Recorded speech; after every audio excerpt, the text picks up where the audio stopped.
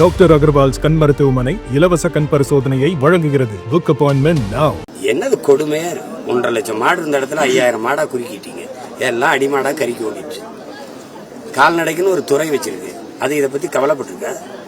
பால் வளத்துறைன்னு இருக்கு. பால் எங்க இருந்து வரும்? குழாயில் திருவினா வருமா? மாடு இல்லாம எங்க பால் வரும்?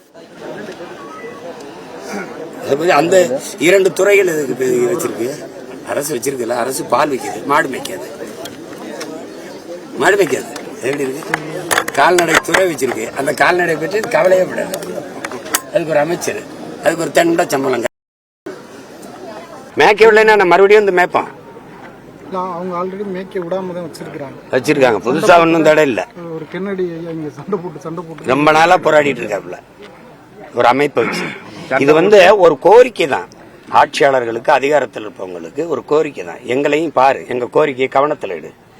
திடீர்னு நீ பாட்டு ஒரே ராத்திரில பணம் செல்லாதுங்க மாதிரி மேய்க்காத அப்படின்னா நான் இங்கே போறதுன்னு ஒரு மாற்று இருக்கணும். நலன் சார்ந்து சிந்திக்கிற ஒரு அதிகாரம் என்ன பண்ணும்? பணம் செல்லாதுன்னு சொல்ல போகுது.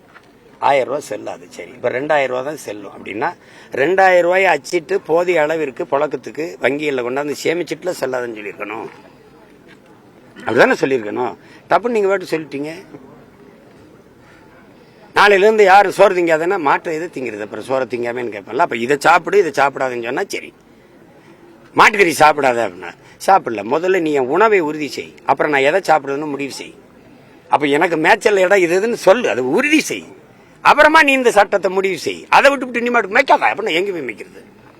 எங்க போய் மேய்க்கிறது? பீஃப் எக்ஸ்பர்ட் ஹே இந்துஸ்தான் இஸ் நம்பர் 1 ஹேன்ற இந்த பீஃப் இவன் தானே. பாலில் பெரிய பொருளாதாரம் இருக்கு. அதுலேயே நம்ம பொருளாதாரத்தில் தற்சார்பு அடையலாம்னு டைரி டேல பால் நாளில் பிரதமர் ஐயா பேசுறாங்க. அப்புறம் அது எங்க இருந்து வரும்?